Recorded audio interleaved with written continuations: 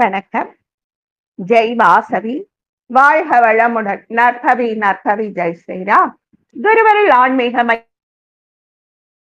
சகோதர சகோதரிகளுக்கும் முப்பத்தமக்கோட்டி தேவர் பெருமக்களுக்கும் ததாஸ்து தேவதைகளுக்கும் சித்தர் பெருமக்களுக்கும் பிரபஞ்ச பேராற்றலுக்கும் ஸ்ரீ லலிதாதேவியின் பொற்பாத கமலங்களுக்கும் அடியனின் தினம் தாழ்ந்த வணக்கம். ஒரு அருமையான வகுப்பு நிதி 4 விசேஷம். அமாவாஸ்யா, அதுதான் அமாவாசை. ஆதித்தனும் அம்புலியும் சூரியனும் சந்திரனும் இணையும் நாளே அமாவாஸ்யா. அமாவாசை அதுலயே எப்படிப்பட்ட அமாவாசை? சோமவார அமாவாசை. இது என்ன பெரிய விசேஷமா? விசேஷம்தான். எனக்கு அந்த வாய்ப்பு கிடைச்சிருக்கு. நானும் அதை ஒரு தரமோ 2 தரம் பண்ணக்கூடிய வாய்ப்பு எனக்கும் கிடைச்சிருக்கு. நானும் பண்ணியிருக்கேன், உங்களோட பகிர்ந்துக்கிறேன். நாங்க முந்தி குடியிருந்த வீட்டுக்கு எதிரில் ஒரு பிள்ளையார் இருந்தாரு. நாகரு பிள்ளையாரு எல்லாமே இருப்பாங்க. அரச மரம் வேப்ப மரம், அதுக்கு கீழே அவர் இருப்பார். இந்த மாதிரி திங்கட்கிழமையும் அமாவாசையும் சேர்ந்து வர்றதுனால அமாவாசையாக சதுர்த்தசி திதி, பரணி நட்சத்திரம், சர்வ அமாவாஸ்யா, சித்த யோகம், கார்த்திகை விரதம், திருச்செந்தூர் பழனி விராலிமலை திருத்தலங்களில் முருகப்பெருமான் பிறப்பாடு. என்ன விசேஷம் சோமவார அமாவாசைக்கு? அமாவாசை அன்னைக்கு சூரியனோட கிரணங்கள் ரொம்ப அதிக வேகத்தோட இருக்கும். சூரியனோட அந்த வைட்டமின்ஸ் எல்லாம் பாஞ்சாதான் பூ உலகம் தலைக்கும். அது மனிதர்களோ தேவர்களோ பூமியில யார் இருந்தாலும் பயிர் பச்சையோ விலங்குகளோ அவங்க கிட்ட ஒரு வீரியம் இருக்கும். சந்திரனுக்கு இன்னைக்கு தன்னுடைய கலைகளை பகிர மாட்டார். முழு கதிர்களையும் பூமிக்கே கொடுப்பார். அதனால வீரியம் அதிகமா இருக்கும். அந்த அரச மரத்தை சுத்தி வரும்போது கர்ப்பப்பை சுத்திகரிக்கப்படும், உள்ள இருக்கிற செல்கள் வலுப்படும். கர்ப்பம் யாருக்கு வேணுமோ அவங்களுக்கு விரைவாக கர்ப்பம் தரிக்கும் வாய்ப்பு கிடைக்கும். இதுதான் அரச மரத்தை சுத்துறது. இந்த சோமவாரத்தன்னைக்கு சூரியனோட கதிர்கள் இன்னும் கொஞ்சம் அதிகமா அரசத்தையும் வேப்பையும் உள் நுழையுமா. நம்ம கையில உலர் திராட்சை 51 108 நம்ம சதாச்சாரம் சுத்தக்கூடிய அளவுக்கு கையில வச்சுக்குவோம். 51 தான்ப்பா நான் சுத்தினேன்.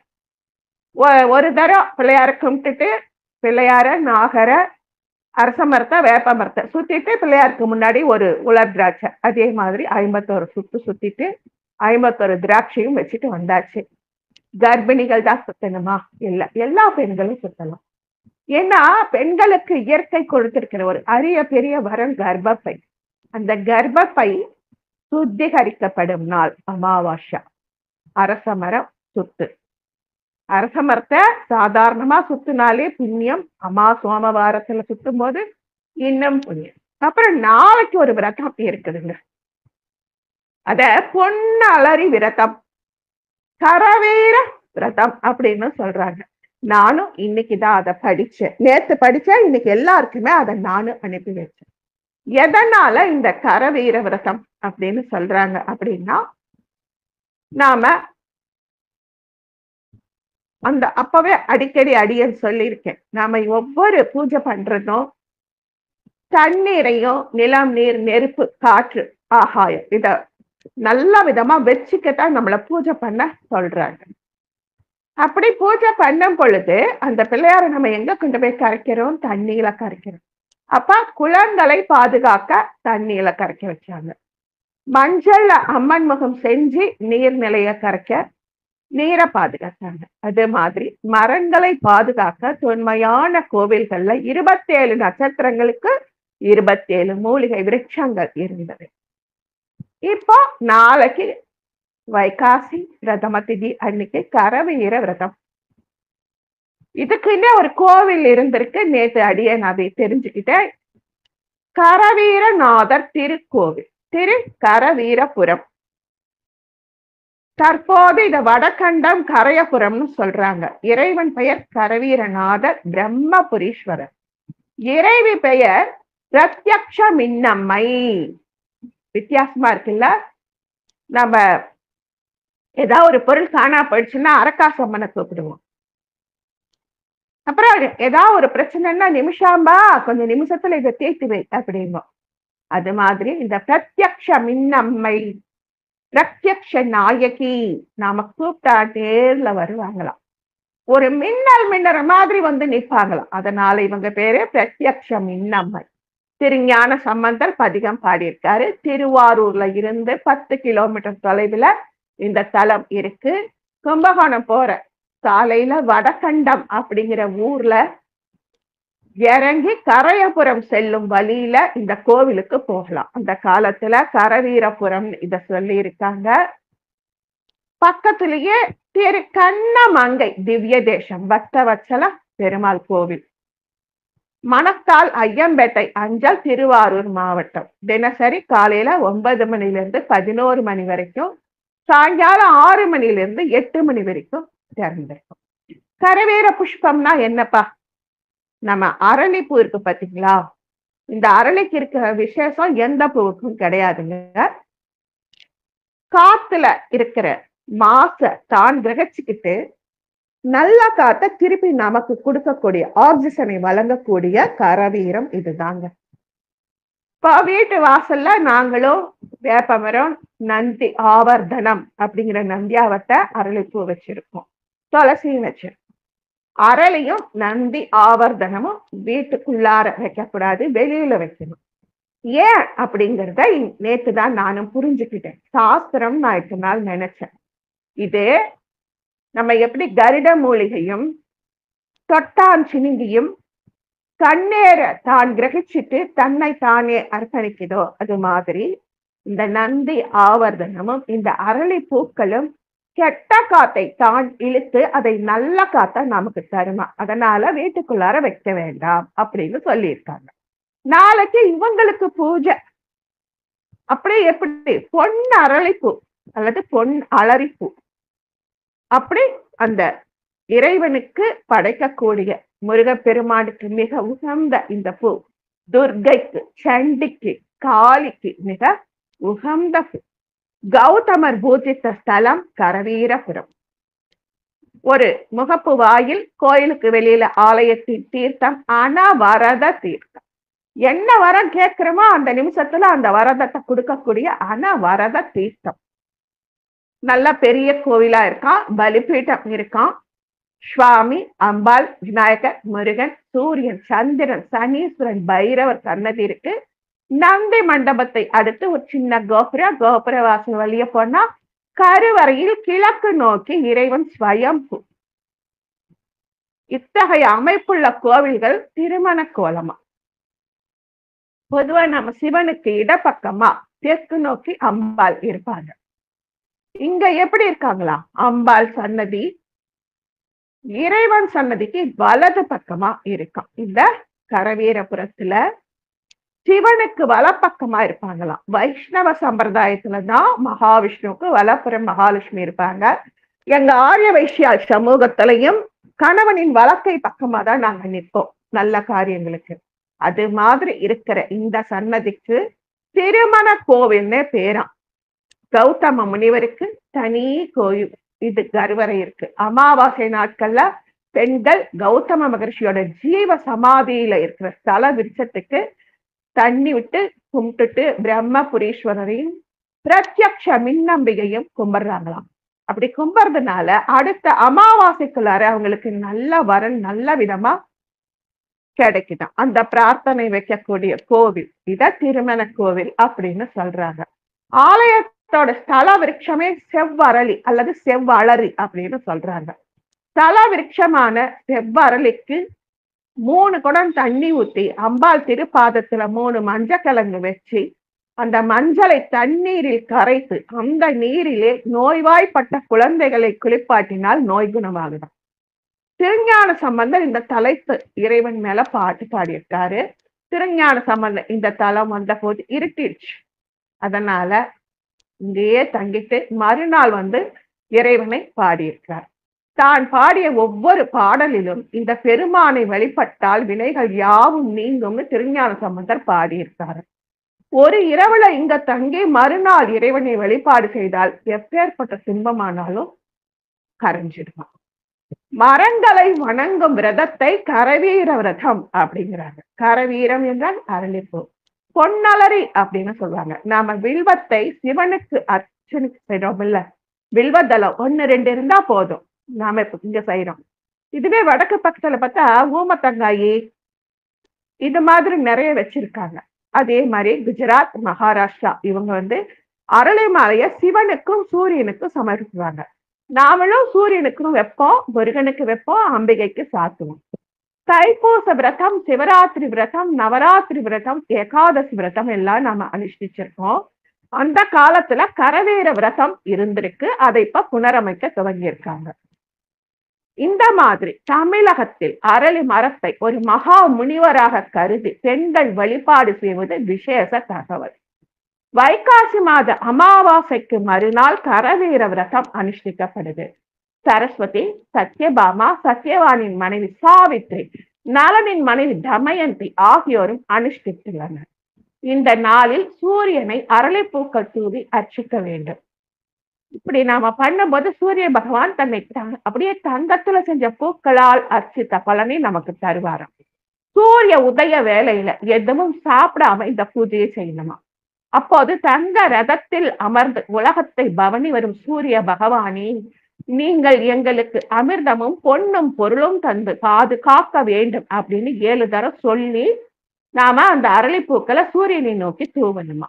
வீட்டிலோ தோட்டத்திலோ கோவிலிலோ அரளி மரம் இருந்தால் அதன் அடிப்பகுதியில சிகப்பு நிற துணிய போத்தி, நம்ம வீட்டுல நல்ல ரவிக்கு துணியெல்லாம் யாரா வந்தா வச்சிருப்போம்ல, அப்படி உபயோகம் செய்யாத புது துணிய அரளை செடியோட கீழே போத்திடணுமா.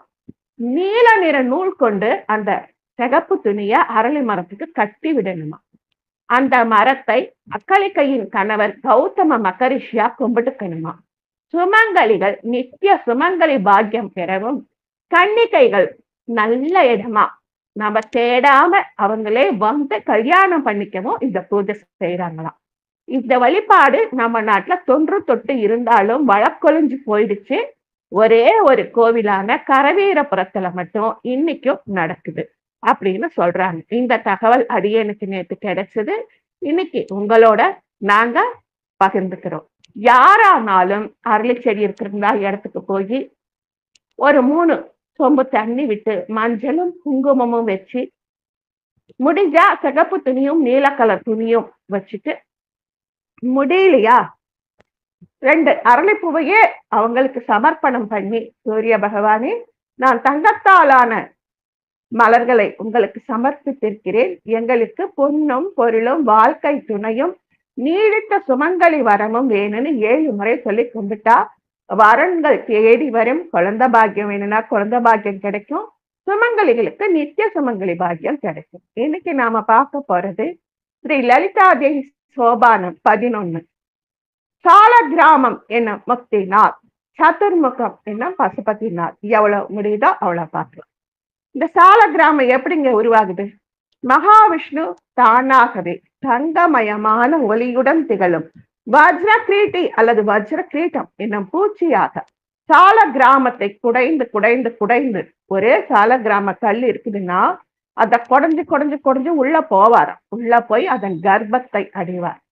அங்கே ரீகார வடிவிலே இருந்து கொண்டே அவர் தன்னுடைய முகத்தினால் பலவிதமான சுருள் ரேகையுடன் கூடிய சக்கரங்களை வரைந்து வரைந்து விளையாட்டாக வரைந்து அப்படியே மறைஞ்சிடுவாராம். நான் இத்தனை நாள் நினைச்சிட்டு இருந்தேன் சால கிராமத்துக்குள்ளாரையே பூச்சி இருக்கும்னு. மறைஞ்சிடுவாராம்.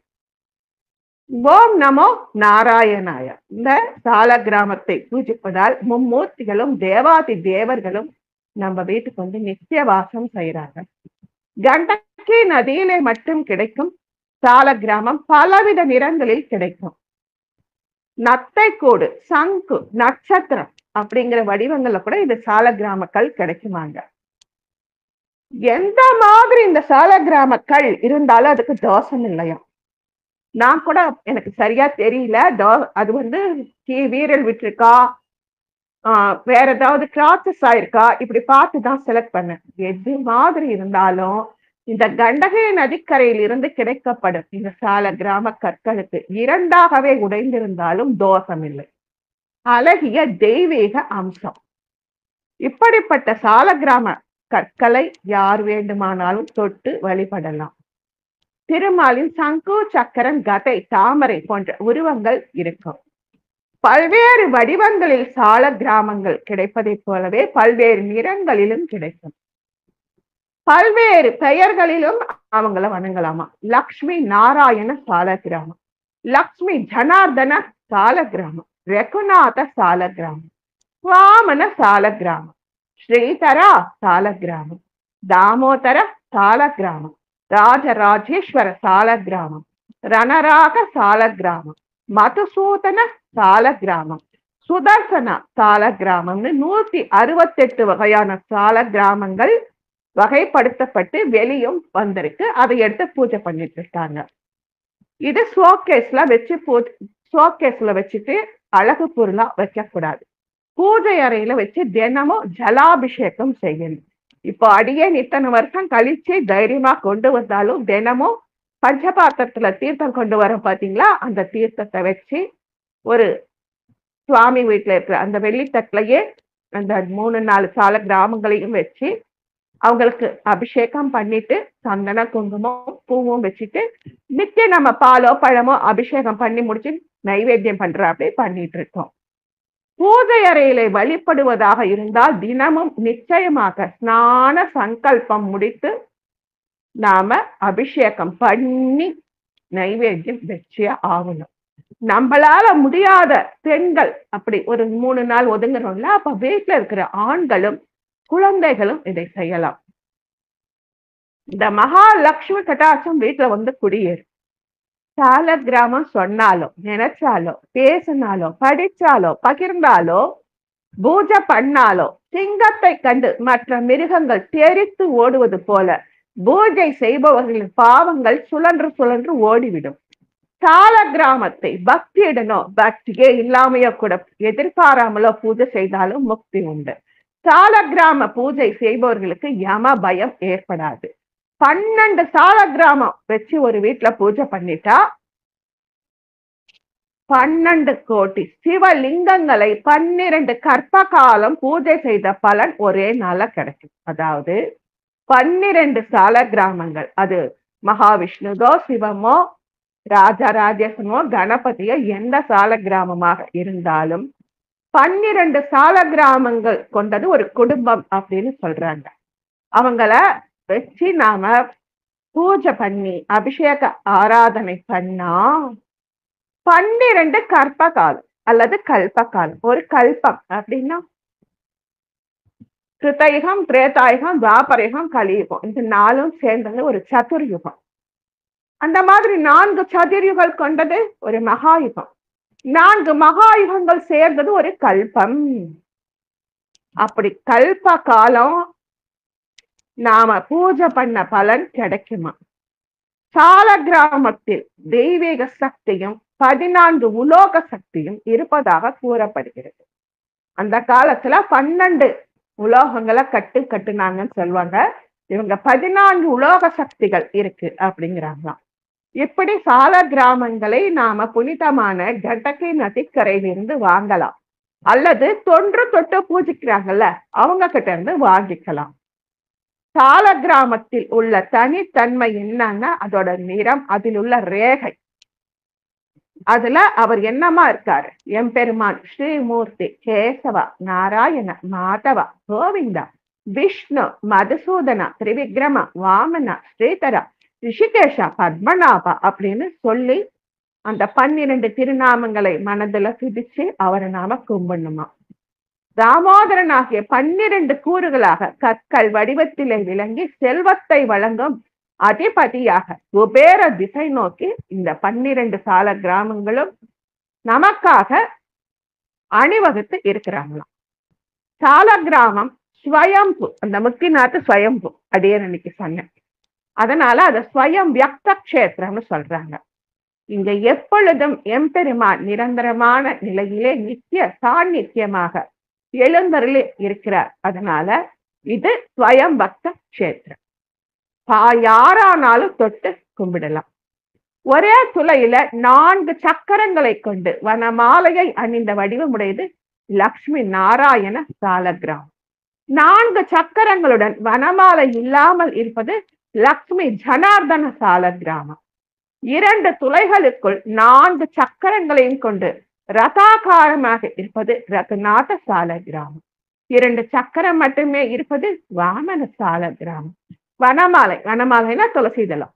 வனமாலையுடன் 2 சக்கரங்களை மட்டுமே கொண்டிருப்பது ஸ்ரீதர சாலக்கிராமம். ஸ்ரீதரா கோவிந்தான்னு சொல்றமே அந்த ஸ்ரீதரா. விருத்தாகாரமாக 2 சக்கரங்களை மட்டுமே கொண்டது தாமோதர சாலக்கிராமம். ரொம்ப பெருசு இல்லாம ரொம்ப சிறுசு இல்லாம 7 சக்கரங்களையும் சரத்பூஷணமும் கொண்டிருப்பது ஸ்ரீ ராஜராஜேஸ்வர சாலக்கிராமம். சரத்பூஷணம் அப்படின்னா பூஷணம்னா அணின்னு தெரியுது. சரத் அப்படின்னா அதுக்கு இந்த இடத்துல சரத் அப்படின்னா அதுக்கு 7-8 வகையான அர்த்தங்களை சொல்வாங்க. வரிசையாக அல்லது சந்தோஷமாக, அப்படி ஒரு லவ்லி அத சரத் அப்படின்னாங்க. விருத்தாகாரமாக 2 சக்கரங்களும் அம்பரா தூணியும் பானத்தின் அடிப்புறமும் கொண்டது ரணராக சாலக்கிராமம். 14 சக்கரங்களை கொண்டது ஆதிசேஷ சாலக்கிராமம். சக்கராகாரமாக 2 சக்கரங்களை கொண்டது மதுசூதன சாலக்கிராமம். ஒரே ஒரு சக்கரத்தை மட்டும் இருக்கிறது சுதர்சன சாலக்கிராமம். மறைப்பட்ட சக்கராகாரமாக தோன்றுவது கதாதர சாலக்கிராமம். கதாதரன்னா மகாவிஷ்ணுவோட கையில இருக்கிற கதாயுதம், அதே கதாதரம். 2 சக்கரங்களுடன் ஹயக்ரீவர் மாதிரி குதிரை உருவமாக காணப்படுவது ஹயக்ரீவ சாலக்கிராமம். 2 சக்கரங்களையும் பெரிய வாயையும் வனமாலையும் கொண்டது லக்ஷ்மி நரசிம்ம சாலக்கிராமம். துவாரக முகத்திலே 2 சக்கரங்களை கொண்டு சமாகாரமாக இருப்பது வாசுதேவ சாலக்கிராமம். சூட்சுமமான சக்கரமும் ஒரு ரந்திரத்துக்குள் பல ரந்திரங்களை கொண்டிருப்பது பிரத்யும்ன சாலக்கிராமம். பிரத்யும்னம் அப்படிங்கிறது நம்ம கிருஷ்ணனோட பேர். அனிருத்துங்கிறது அவருடைய மகன். விருத்தாகாரமாகவும் செம்பட்டு நிறம் கொண்டதாகவும் இருப்பது அனிருத்த சாலக்கிராமம். இவ்வாறு சாலக்கிராமம் உள்ள இடத்திலே எம்பெருமானும் 33 கோடி தேவர்களும் வந்து நித்திய வாசம் செய்வதால் இது எந்த விதமான தோஷமும் அற்றது, எந்த விதமான பயமும் அற்றது. இதனை பால் அல்லது அரிசியின் மீது வச்சிருந்து எடுத்து பார்த்தா எடை கூடியது மாதிரி இருக்குமா. சாலக்கிராமம் 2ஆக உடைந்தாலும் சக்கர ரேகைகள் இருந்தாலும் தோஷம் இல்லை. நித்திய பூஜை தொடர்ந்து செய்து வந்தால் குடும்பத்தில் சகல செல்வங்கள் விருத்தியாகும். இப்படி 108 திவ்ய தேசத்துல சேரக்கூடிய சாலக்கிராமத்தை ஒரு குடும்பத்துல பாரம்பரியமா 3 தலைமுறையா செஞ்சிட்டு வந்தா அதுவே ஒரு கோவில் ஆகுமா.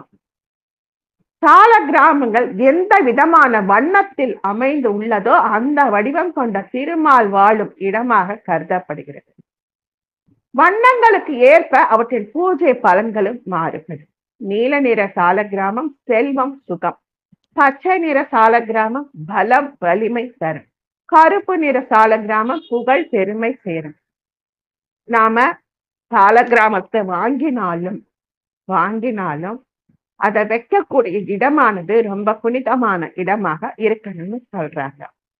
சாலக்கிராமத்துக்கு எளிய முறையில தூய்மையான தண்ணீர்ல அபிஷேகம் பண்ணி சந்தன குங்குமம் வச்சு தூப தீப நைவேத்தியம் செஞ்சு அர்ச்சித்தாலும் ஹரி பிரீத்தி அடைவார். ஹரினா பெருமாள். இம்மையிலும் மறுமையிலும் இன்பம் தரும் சாலக்கிராமம். ஒரு வருஷம் இடைவிடாது பூஜை செஞ்சா நம்ம வீடே தெய்வீக சக்தி வந்து குடியேறுமா. நோய் நொடிகள் அண்டாது. சாலக்கிராம பூஜை செய்பவர்களை ஸ்ரீஹரியின் சுதர்சன சக்கரம் எப்போதும் காக்கும். வாழ்நாள் முழுவதும் நித்திய பூஜை செய்பவர்கள் இறந்த பிறகு வைகுண்டத்தில் நாராயணன் மற்றும் மகாலட்சுமியால் ராஜ மரியாதையுடன் நடத்தப்படுவார்கள். நித்திய பூஜை நிறுத்தக்கூடாது. வேற யாரையாவது செய்ய சொல்லும். ஓம் நாராயணாய வித்மஹே வாசுதேவாய தீமஹி தன்னோ சக்ரா பிரச்சோதயாத். இது அன்னைக்கு பார்க்க முடியாம போயிடுச்சு. அதனால இன்னைக்கு சாலக்கிராமத்தை பற்றிய தகவலை படிச்சோம். சாத்துர்முகம் எண்ணம் பசுபதினா அடியன் ஒரு 6 மாசத்துக்கு முன்னாடி சொன்னேன் ஒரு வகுப்புல, ஆந்திராவுல ராஜமுந்திரி அப்படிங்கிற இடத்துல பெரிய சிவலிங்கம், அதுக்கோட கவசத்துல 4 முகம் இருக்கு. வெள்ளி கவசத்துல 4 வாசல்கள் இருக்கு. அவ்வளவு அற்புதமாக இருந்தது. நாம போன நேரம் தான் பூஜை நடந்தது. அற்புதமாக இருந்ததுன்னு சொன்னேன் இல்லையா? அதோட மூலம் பசுபதிநாத்துங்க. ராஜமந்திர்ல இருக்கிற உஜ்ஜயினி மகாகாளேஸ்வரன் சொல்லக்கூடிய அந்த கோயிலோட மூலம் இந்த பசுபதிநாத். ஏன்னா இங்க நிஜமாவே 4 முகம் இருக்கு, சிவலிங்கத்திலேயே இருக்கு. எங்களால ஒரு வாசல்ல இருக்கிற ஒரு முகத்தை மட்டும்தான் பார்க்க முடிஞ்சது. நமக்கு முன்னாடி நிறைய கும்பல் இருந்ததுனால ஒரு கம்பி தாண்டி, அந்த கம்பியை தாண்டி நாங்க நின்னோம். கருவறைக்கும் மத்தியில 2 வரிசை, 3வது வரிசையில தான் நாங்க நின்னு பார்க்க முடிஞ்சது. அதாவது எப்படி இருக்குதுன்னா, நான் கூட இந்த ராஜமுந்திரியில பார்த்தா அப்படி 4 திசைகளிலும் திசை கொன்றாக இருக்கும். அதோமுகமாக மேல ஒண்ணு இருக்கும்னு நினைச்சேன். அப்படி இல்லைங்க. நாம பார்க்கிற இடத்துல மேல ஒரு முகம், கீழே ஒரு முகம். எங்களால ஒரு முகம் தான் பார்க்க முடிஞ்சது, கீழ் முகத்தை பார்க்க முடியல. ஏன்னா அவ்வளவு அலங்காரம் ஆடை. அதுக்கப்புறமா அந்த கர்ப்ப கிரகத்தின் பின்பக்கமாக போனா ஒரு ஜன்னல் வழியாக பார்க்கலாம். நாங்க பார்க்க முயற்சி பண்ணணும். அங்கேயும் 2 முகம் இதே மாதிரி, மேல ஒரு முகம், கீழே ஒரு முகம். நாங்க பார்க்க முடியல. அந்த 4 முகங்கள்ல நாங்க பார்த்தது ஒரே ஒரு முகத்தை மட்டும்தான் பார்க்க முடிஞ்சது. மனசுக்குள்ள பசுபதிநாதரை 4 முகம் கொண்ட சிவலிங்கமா நாங்க வழிபட்டோம். இந்த நேபாளத்துக்கு இன்னொரு விசேஷம் இருக்குதுங்க. அங்க போகலான்னு நான் கேட்டேன். யாரும் எங்களுக்கு ஒத்துழைப்பு கொடுக்கல. அதனால நாங்க போக முடியல. நேபாள் அப்படின்னாலே குமாரி தெய்வம். அந்த குமாரி தெய்வங்கிறது சண்டி தேவியோட ஒரு அம்சம். இன்னைக்கும் நேபாள் நாடு மன்னர்களால் ஆளப்பட்டு வருகிறது. மைசூர் மகாராஜாவுக்கு எவ்வளவு பிரஜாதி இருக்கோ, நேபாள்ல தமிழ் மன்னர்கள் ஆண்டுகிட்டு இருக்காங்க. அவங்க வழிபடும் தெய்வம் குமாரி தெய்வம். அந்த குமாரி தெய்வத்தை நடமாடும் சண்டி தேவியா அவங்க பார்க்கிறாங்க. ஒரு பெண் பிறந்தா நாம இன்னைக்கு என்ன பண்ணுவோம்? இன்னைக்கு என்ன நட்சத்திரம், என்ன ராசி, இந்த குழந்தை நல்லா படிக்குமா, நல்லா வளருமா, நல்லா போற இடம் வாக்கப்படுமா, இப்படி பார்ப்போம். நேபாள் நாட்டை சேர்ந்தவர்கள் குமாரி தெய்வம் தங்க வீட்டுல பிறக்கணும்னு காத்திருக்கலாம். அந்த குழந்தைக்கு 32 லட்சணம் இருக்கணுமா. ஒரு தழும்போ மச்சமோ இருக்கக்கூடாது. குழந்தை பிறந்ததுல இருந்து அந்த குழந்தைய இருட்டு அறைக்குள்ளதான் படுக்க வைக்கிறாங்க.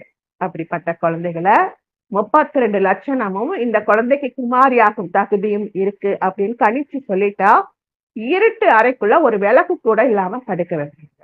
குழந்தை எந்திரிச்சு பார்த்தா விதவிதமான மிருகங்களின் தலைகள், எலும்பு கூடி இப்படிதான் இருக்கும். ஏன் அப்படின்னா குழந்தை பயப்படக்கூடாது. 5 வயசுக்குள்ளார, 3 வயசுல இருந்து 5 வயசுக்குள்ளார அதுக்கு குமாரி தகுதி கொடுத்துருவாங்க. அந்த குழந்தைய பெற்றவங்களுக்கு ராஜபோகமா வாழக்கூடிய அளவுக்கு செல்வ செழிப்பை வாரி கொடுப்பாங்க. அந்த குமாரி தெய்வத்தோட உடம்புல இருந்து என்னைக்கு அந்த பெண் பக்குவம் அடைகிறாளோ அப்ப அந்த குமாரி தெய்வத்தை அங்கிருந்து வெளியேற்றிடுவாங்க. அந்த குமாரி தெய்வம் 3 வயசுல இருந்து 5 வயசு வரைக்கும் இருக்கக்கூடிய அந்த குமாரி தெய்வத்தை தினமும் ராஜாக்கள் வந்து பாதம் தொட்டு பூஜிப்பாங்க. அந்த குமாரி தெய்வத்தோட உடம்புல சின்ன காயம் பட்டாலோ, அந்த காயத்துல இருந்து ரத்தம் வடிந்தாலோ அந்த தகுதியை அவங்க இழந்துருவாங்க. மிகவும் பிரபலமானவர் ராயல் குமாரி. அரண்மனையில தான் இருப்பாங்க. குமாரி கர் நகர் அப்படிங்கிற இடத்துல அவங்க வசிக்கிறாங்க. இவங்க நிறைய குமாரிகள் பேர் இருக்கு, நான் 1-2 மட்டும் சொல்றேன். கர்நகரில் இருக்கிற குமாரி 2023ஆம் ஆண்டு நிலவரப்படி காட்மாண்டுவின் ராயல் குமாரி 5 வயதுடைய கிருஷ்ணா சாத்யா. இவங்க 2023ல 5 வயசுன்னா இன்னைக்கு அவங்களுக்கு 7 வயசு இருக்கலாம். காட்மாண்டு பள்ளத்தாக்குல பரவலான ஒரு நடைமுறை துர்கா தேவியின் வெளிப்பாடான தலேஜோ மாதா அவதாரம். அவங்க எவ்வளவு செல்வாக்கோட இருக்காங்களோ, பிற்பாடு குமாரி அந்தஸ்தை இழந்தா பெற்றோர்கள் கூட சேர்த்துக் கொள்வதில்லை. அந்த குழந்தைக்கு ஒரு திருமணமும் கிடையாது, ஒண்ணும் கிடையாது. எவ்வளவு அந்தஸ்தா இருந்தாங்களோ அவ்வளவு மோசமா அவங்க நடத்தப்படுவாங்க. குமாரி பாரம்பரியம் நேபாளத்துல மட்டும்தான் இருக்கு. காட்மாண்ட், லலித்பூர், பக்தாபூர் அப்படிங்கிற இடத்துலயும் சில பல எண்களை குறிப்பிட்ட இடங்கள்லையும் இவங்களுக்கு இருக்கு. சாக்த நூலான தேவி மகாத்மியம் அல்லது சண்டி தேவி இந்த பிரபஞ்சத்தில் உள்ள அனைத்து பெண் உயிரினங்களிலும் தானே வசிக்குது. அவன் சொல்றான்ல, உச்சி கலசத்துல சகசிராதார கமலத்துல லலிதாதேவி வந்து உட்காருவாங்க. அந்த மாதிரி ஒரு தெய்வாம்சம் கொண்ட குழந்தையா இத பார்க்கிறாங்க. ஒரு தெய்வத்தை வணங்கும் போது அந்த இளம் பெண் ஒரு பெரிய தேவதையாக வணங்கப்படுறாங்க.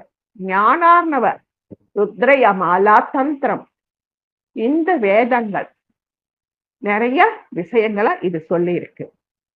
நாம இன்னைக்கு அப்படியே கொஞ்சம் பசுபதிநாத்தை பார்த்தோம்.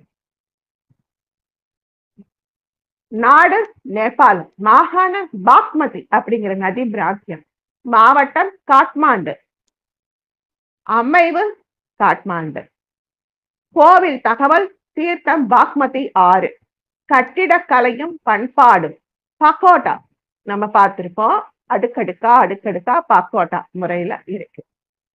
மிகப்பெரிய இந்து கோவில்களில் ஒன்று. நேபாள தலைநகரான காட்மாண்டுவின் கிழக்கு பகுதியில் ஓடும் பாக்மதி ஆற்றின் கரையில் உள்ள இந்த கோவில் சிவனுக்காக அர்ப்பணிக்கப்பட்ட கோவில். பசுபதிநாதர் நேபாளம் இந்து நாடாக இருந்து இன்னி வரைக்கும் இந்து நாடாக இருக்க முயற்சி பண்ணிட்டு இருக்குது. இப்ப சமீபத்துல அதை மதச்சார்பற்ற நாடாக மாத்த எல்லாரும் முயற்சி பண்ணிட்டு இருக்காங்களாம். யுனெஸ்கோவில உலக பாரம்பரிய சின்னங்களின் பட்டியலில் இடம்பெற்றுள்ளது. இந்துக்கள் மட்டுமே கோவிலுக்குள்ளார அனுமதிக்கப்படுவாங்க. தோளாலான பெல்ட்டோ உடையோ அணிஞ்சிருந்தா அனுமதி கிடையாது. அப்படி யாராவது இந்துக்கள் அல்லாதவரோ தோளாடையோ அணிந்தவர்களோ பாக்மதி ஆற்றின் மற்றொரு கரையிலிருந்து கோவிலை சேவிக்கலாம். இந்த கோவில் எப்ப நிறுவப்பட்டதுன்னு ஒண்ணுமே தெரியலையா. ஏன்னா ரொம்ப யுகமிகமா இந்த கோவில் இருக்குதான். மகாத்மயா ஹிம்பத் கந்தா அப்படிங்கிற பெரிய ஞானிகளின் கூற்றுப்படி கைலாய மலையில வாழ்ந்து சிவபெருமானுக்கு அழுத்து போயிடுச்சான். அதனால என்ன செய்யறாரு, பூமிக்கு வர. எப்பயுமே எல்லா தேவர்களுக்குமே பூமியில வாழறது ரொம்ப இஷ்டமான ஒரு விஷயம். ஒரு மானோட வடிவத்துல இங்க விளையாடி மகிழ்ந்து சந்தோஷமா குதிச்சு விளையாடிட்டு இருக்காரு. எல்லா கடவுளும் அவங்கள என்னடா சிவபெருமான் இல்லாம கைலாசம் எப்படி வாழும் தேடி தேடி தேடி ஓடி வராங்க. அவங்க கையில இருந்து சிக்காம இந்த மான் வேடம் பூண்ட சிவனார் ஓடுறார். ஆனா மகாவிஷ்ணு பார்த்துட்டார். பார்த்தவர் ஓடி மானை பிடிக்க பார்க்கிறார். அவர் கைக்கு அகப்பட்டது மானின் கொம்புகளை. அந்த மான் கிட்ட கெஞ்சுறாங்க, எங்களுக்கு உதவுங்க சிவபெருமானின், எங்களுக்கு சிவனை காட்டுங்க, நீங்க தான் சிவன்னா எங்களோட வாங்க. ஆனா அந்த மானானது மகாவிஷ்ணுவின் கைகளில் இருந்து திமிரி கொண்டு ஓடியது. மகாவிஷ்ணு தன்னுடைய சக்தி எல்லாம் சேமிச்சு அந்த கொம்புகளை பிடிச்சாரு. அதனால அவர் கையில சில துண்டுகள் உடைஞ்சு செதறிச்சான். அங்க சிந்தின அந்த சிதறின மான் கொம்புகளை வைத்து ஒரு லிங்க சிலையை உருவாக்கினார். காலப்போக்குல அது பூமிக்குள்ளார போயிடுச்சு. அப்புறம் எப்பயும் நாம எல்லா புராணத்திலையும் வர்ற அப்படி ஒரு ஆடு மாடு மேய்க்கிறவங்க கொண்டு வந்த பசுமாடு அதுல பால் சுரந்தது. அதுக்கப்புறம் தோண்ட தோண்ட கோவில் வெளிப்பட்டது. அதே மாதிரிதான் மறுபடி அடுத்த யுகத்துல இவங்க இந்த கோவிலை எடுத்திருக்காங்க. லிச்சாவி வம்சம், நேபாளத்தின் லிச்சாலி வம்சாவளியை சேர்ந்த கோபால்ராஜ் என்ற அரசன் காலத்தில் கிடைத்த கிமு 753 சேர்ந்த 2ஆம் ஜெயதேவர் என்பதால் அமைக்கப்பட்டு இந்த கோவிலின் வெளிச்சுற்றில் கிடைத்த கல்வெட்டு சான்றின்படி இந்த கோவில் சுபஸ்ப தேவர் என்பதால் கட்டப்பட்டது. அதாவது இப்ப 2000 வருஷங்கிறோம், அதுக்கு முன்னாடி அப்படின்னாக்கா கிட்டத்தட்ட இந்த கோவிலோட வயது 2500 வருடங்களை கடந்தது. அவரது காலம் தொடங்கி கிமு 64ல இருந்து ஒரு 39 தலைமுறையா இந்த கோவில மானதேவர் அப்படிங்கிற காலம் வரை கோவில் நடந்திருக்கு. எப்படின்னா கிமும்போது பின்னாடி 505 464 வரை 39 தலைமுறைகளாக மானதேவர் அப்படிங்கிறவரோட வம்சாவளி இந்த கோவில பூஜை பண்ணியிருக்காங்க. சுபச தேவர் அல்லது சுபஸ்பா தேவர் இந்த 5 நிலை மாடங்கள் கொண்ட கோவில் அமைப்பதற்கு முன்பே லிங்கம் இந்த ஸ்வயம்புவா இருந்திருக்கு. காலப்போக்கில் இந்த கோவில இன்னும் கொஞ்சம் சேர்த்து எல்லாம் கட்டி இருக்காங்க.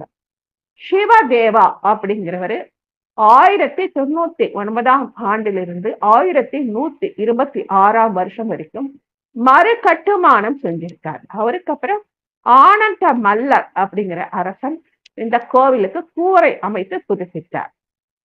இந்த கோவிலுக்கு பூசாரிகள் 350 ஆண்டுகளாக அந்த கோவிலை பூசாரிகளாக தென்னிந்தியாவில் கர்நாடக மாநிலம் ஷிமோகா மாவட்டத்தில் உள்ள பட்டர் அப்படிங்கிற சமூகம், பட்டர்கள் அப்படிங்கிற சமூகம், அதுலயும் பிராமணர்களை மட்டுமே தெரிவு செய்கிறார்கள். பசுபதிநாதரின் பூசாரிகள் பட்டாச்சாரியார்கள் அல்லது பட்ட பிராமணர்கள் அல்லது பட்டர்கள் கூப்பிடுறாங்க. கோவிலின் தலைமை பூசாரியானவர் மூலபட்டா. இது இன்னைக்கு வரைக்கும் அந்த பசுபதிநாத் கோவில்ல இவங்க பூஜை செய்யும்போது வடநாட்டு மரபுப்படிதான் செய்யறாங்களாம். நேபாள மன்னரின் அனுமதியுடன் இன்னி வரைக்கும் அவங்க இதை தொன்று தொட்டு செஞ்சுட்டு இருக்காங்க. இந்த கோவிலின் மூலவரான பசுபதி நாதரை 4 வம்சாவளியை சேர்ந்த பூசாரிகள் மட்டும்தான் தொட முடியுமா. எங்களால அந்த கருவறைக்கு பக்கத்துல கூட போக முடியலைங்க. நாங்களும் நின்னு பார்த்தோம், சுத்தி பார்த்தோம். எங்களுக்கு முன்னாடி 2 வரிசை இருக்கு, 3வது வரிசையில இருந்துதான் எங்களால பார்க்க முடிந்தது. 9ஆம் நூற்றாண்டில் ஒரு எழுச்சி வந்து மூல காரணமாக இருந்த ஆதிசங்கரர் இங்க வந்து அவர் கொஞ்சம் எல்லாம் மாத்தி அமைச்சு கொடுத்திருக்காரு. இப்ப நம்ம ஸ்ரீரங்கம் அப்படின்னு சொன்னாலே ராமானுஜாச்சாரி தான் எல்லாத்தையும் எப்படி செய்யணும், எந்தெந்த பெருமாள் கோவிலுக்கு எப்படி நீ வந்தா எப்படி பூஜா, எப்படி அர்ச்சனா, அபிஷேகம், ஆராதனை, அதே மாதிரி ஆதிசங்கரால் தான் சைவத்துக்கு ஒரு புனருத்தாரணம் கிடைச்சது. அவர் இங்க வந்து இப்படி செய்யலாம் அப்படின்னு சில பல வித்தியாசமான, அதாவது வித்தியாசம்னா நல்ல முறையில இதை நீங்க இன்னும் இப்படி செய்யலாம், இதை நீங்க இப்படி எளிமைப்படுத்தலாம் அப்படின்னு சொல்லி கொடுத்து மல்லா மன்னர்கள் அப்படிங்கிறவங்க ஆட்சி காலத்துல ஆதிசங்கரர் இத நடைமுறையில ஒத்து வரக்கூடிய அளவுக்கு இதை மாத்தி இருக்காங்க. நேபாளத்தின் முடியாட்சி அகற்றப்பட்டு நேபாளத்துல கொஞ்சம் இப்போ மாவோயிச அரசினால் இருந்தவங்க இந்த கோவிலுக்கு எந்த தொந்தரவும் வரக்கூடாது அப்படின்னு அந்த பூசாரிகள் இன்னி வரைக்கும் போராடிக்கிட்டு இருக்காங்களாம். இந்த கோவில் பகோடா கட்டடக்கலை முறைப்படி கட்டப்பட்டுள்ளது. அனைத்து சிறப்புகளை உள்ளடக்கிறது. கன சதுர வடிவில் மரங்களை கொண்டும் தாமிர மேற்கூரையில் தங்க முலாம் பூசப்பட்டும் கட்டப்பட்டு உள்ளது. 4 முதன்மை வாயில்களை கொண்டுள்ளது. இந்த வாயில்கள் அனைத்துமே வெள்ளியால் செய்யப்பட்டது. கோவிலுக்கு மேலே ஒரு தங்கத்தாலான கலசம் இருக்காம். பசுபதிநாத் சிலையானது 6 அடி உயரத்தில் 6 அடி சுற்றளவில் கருங்கல்லால் செய்யப்பட்டு இருக்கிறது. பசுபதிநாதரின் கிழக்கு பகுதியில் வாசுகிநாதர் வைத்துள்ளார். எங்களுக்கு வந்து சுத்தி என்ன கோவில் இருக்கு எதுவும் எங்களால் கண்டுபிடிக்க முடியல. பெரிய கோவில், கற்ப கிரகம் வந்து நல்லா பெரிய கற்ப கிரகம், 2 வாசல் வழிதான் நம்மளால பார்க்க முடியுது. நிறைய சுத்து கோவில் பார்த்தோம். ஆர்யா காட், இப்ப எப்படி நம்ம காசியில 64 காட் இருக்கோ அது மாதிரி இங்க சில முக்கியமான காட்ஸ் இருக்கு. அதாவது ஆர்யா காட் அப்படிங்கிறது ஒரு குறிப்பிட்ட படித்துறை. பாக்மதி நதிக்கரையில் ஆர்யா காட் என்று அழைக்கப்படும் சுடுகாடு இருக்கு. இங்கே உயிர் பிரிந்து உடல் எரியூட்டப்படி நற்கதி கிட்டம் காசியில இருக்கக்கூடிய மாதிரியே இங்கேயும் இருக்கு அப்படிங்கிறாங்க. பசுபதிநாதர் கோவில் இந்து மதத்தை பின்பற்றுபவர்களின் புனித பயணத்திற்கு மிக முக்கியமான இடம். நேபாளத்தில் இருந்தும் இந்தியாவில் இருந்தும் ஏன் வெளிநாடுகளில் இருந்தும் லட்சக்கணக்கான பக்தர்கள் ஒவ்வொரு வருடமும் இங்க வராங்க. ஏன்னா கோவில் கொஞ்சம் சிரமப்பட்டு தாங்க நம்ம போக வேண்டி இருக்கு. முக்திநாத் டோலியில போயிட்டோம். பசுபதிநாத்துக்கு கொஞ்சம் அந்த இடத்துல இருந்து வண்டி மாறி எப்படியோ போயிட்டு வந்துட்டோம். கொஞ்சம் சிரமமா தான் இருக்கு. ஏன்னா கும்பல் அதிகம் அப்படிங்கிறது கோவில நெருங்கி போய் வண்டிகள் நிற்க முடியல. கொஞ்சம் நடக்கணும். ஏகாதசி, சங்கராந்தி அதாவது தை பொங்கல், மகா சிவராத்திரி, தீஜ் அக்ஷயா, ரக்ஷா பந்தன், கிரகண காலம். நம்ம சேலம் கோட்டை மாரியம்மனுக்கு கிரகண காலத்திலேயும் கோவில் திறந்திருக்கும். அது மாதிரி இவருக்கும் கிரகணத்தன்னைக்கு கோவில் திறந்திருக்கும். பௌர்ணமி போன்ற சிறப்பு நாட்களில் மக்கள் அதிக எண்ணிக்கையில் கூடுறாங்க. அந்த நாட்கள் விழா கோலம் பூணுது. முக்கியமான திருவிழா சிவராத்திரி. சிவராத்திரி நாளில் இங்கு நேபாளம் மற்றும் இந்தியாவின் பல்வேறு பகுதிகளில் இருந்து சாதுக்களும் பல்லாயிரக்கணக்கான பக்தர்களும் ரிஷி கணங்களும் வருமா.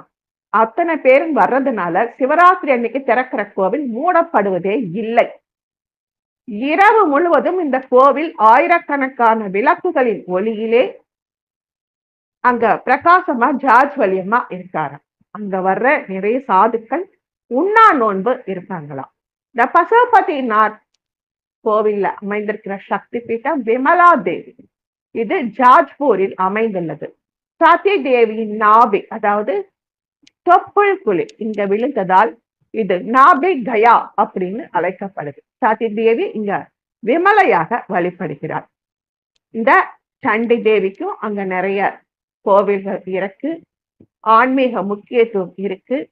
எப்படி சிருஷ்டி ஸ்திதி லயக்காரகனா சிவனை கும்பிடுறோமோ அப்படி அவங்க அந்த கண்டகி நதிக்கரையில இருக்கிற அந்த நாபி குழி விழுந்த இடத்துல அவங்க அந்த தேவி தான் சிருஷ்டிக்கிறாங்க, ரட்சிக்கிறாங்க, மறுபடியும் லயப்படுத்திக்கிறாங்க அப்படின்னு நம்பி அங்க போயிட்டு வராங்களாம். பிறப்பு மற்றும் இறப்பு சுழற்சியில் இருந்து இந்த தேவி தான் விடுதலை கொடுக்கிறாங்களாம். கண்டகி சண்டி அப்படின்னு அதை கூப்பிடுறாங்க. ஆன்மீக முக்கியத்துவம் நிறைய கொடுக்கிறாங்க. இந்த முக்திநாத் கோவிலுக்கும் பசுபதிநாத் கோவிலுக்கும் பாக்மதி நதியும் கண்டகி நதியும் எல்லா நதிகளும் ஒன்று கூடி அங்க வர்றதா சொல்றாங்க. எங்களால எந்த நதிகளையுமே கண்டுபிடிக்க முடியலைங்க. எல்லா இடத்துலயும் மலை உச்சியிலிருந்து ஊத்துது, அப்படியே அருவி பால் கணக்கா ஊத்துது, புகையா வருது. ரொம்ப அற்புதமான ஒரு விசேஷமான ஒரு ஸ்தலம் தான் இந்த நம்ம பசுபதிநாத். அப்புறம் நாம சால கிராமத்தை பார்க்கும்போது சில சங்குகளை பத்தியும் அன்னைக்கு எடுத்து வச்சேன். இன்னைக்குதான் சொல்ல முடியுது. திருப்பதி பெருமாளுக்கு இருக்கிற சங்கு மணி சங்கம், ரங்கநாதருக்கு இருக்கிற சங்கு துவரி சங்கம். அனந்த பத்மநாப சுவாமி கேரளாவுல 3 வாசல் இருக்குமா. ஒரு வாசல் வழியாக முக தரிசனம், மத்தியில இருக்கிற வாசல் வழியாக பெருமாளின் நாபி அந்த உண்டி கமலம், அதுல பிரம்மதேவன். 3வது வாசல் வழியாக பெருமானின் திருவடிகளை சேவிக்கும் பாக்கியம் கிடைக்கும். உலகத்துல ரொம்ப ரொம்ப விசேஷமான அபரஞ்ச தங்கத்தால் செய்யப்பட்டு அரிதிலும் அரிதான வைரம் நவரத்தினங்களால் பதிக்கப்பட்ட ஒரு பெருமாள் அனந்த பத்மநாப சுவாமி கையிலே இருப்பது பாருத சங்கு. பார்த்தசாரதி திருவள்ளிக்கேணியில குடும்பத்தோட காட்சி கொடுக்கிறார். பார்த்தசாரதி பெருமாளுக்கு வைபவ சங்கு. சுதர்சன ஆழ்வார் நம்ம கோயிலுக்கு போனா நரசிம்மர் ஒரு பக்கமும் சுதர்சன் ஒரு பக்கம் இருப்பார் இல்லையா, அந்த ஆழ்வார் கையில இருக்கிறது பார் சங்கு. சௌரிராஜ பெருமாளுக்கு துயிலா சங்கு, கலிய பெருமாளுக்கு வெண் சங்கு, ஸ்ரீ நாராயணமூர்த்திக்கு பூமா சங்கு. இவை எல்லாமே கடல்ல இருந்து கிடைச்சி நாம இவங்களை கும்பிடுறோம் அப்படின்னு சொல்றாங்க. நாம நிறைய விஷயங்கள் இருக்கு இன்னும், ஆனா நேற்று சொல்லாத சில விஷயங்களை இன்னைக்கு நான் பகிர்ந்துக்கிறேன். நம்ம போகர் நிறைய விஷயங்களை கண்டுபிடிச்சு கொடுத்தாரு இல்லையா. மனிதனின் உடம்புல என்னென்ன வியாதி வரும் அப்படிங்கிறத அகத்தியர் மூலமாக போக சித்தர் நமக்கு சொல்றார்.